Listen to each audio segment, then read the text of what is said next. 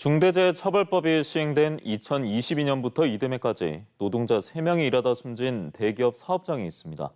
바로 현대 B&G 스틸 창원 공장인데요.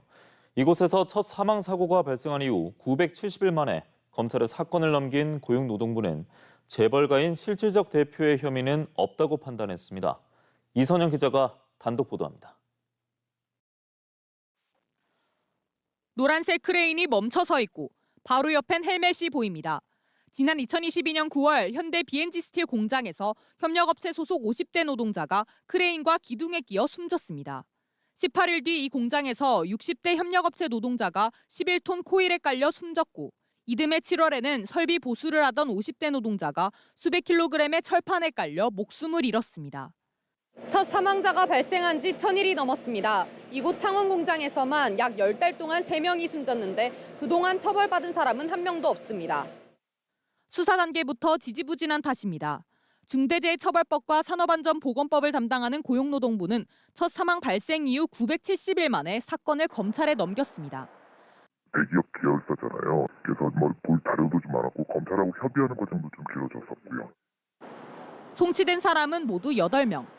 각 사망건을 맡은 3명의 감독관은 모두 중처법 시행 2달 뒤 취임한 이선우 당시 현대 B&G 스틸 대표이사와 당시 공장장이었던 현 김성문 대표이사 등을 기소 의견으로 송치했습니다.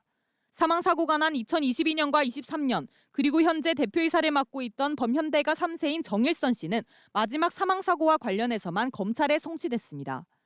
당초 대표로 선임이 돼 있었던 상황에서 안전 쪽 이 중처법에서 요구하는 책임자의 역할을 이성문 대표가 하고 있어가지고.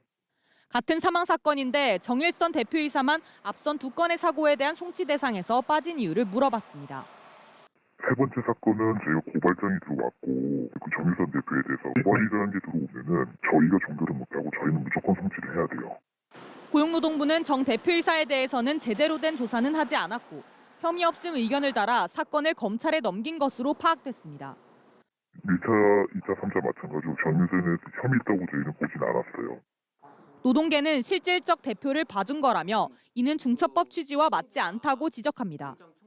우려했던 건 뭐냐면 소위 말하는 실질적으로 지금까지 경영을 책임졌던 재벌가에 있는 그 사람들이 그 자기의 책임을 빠지기 위해서 다른 사람을 세우는 경우가 있거든요. 그 우려가 현실화된 거라 생각합니다.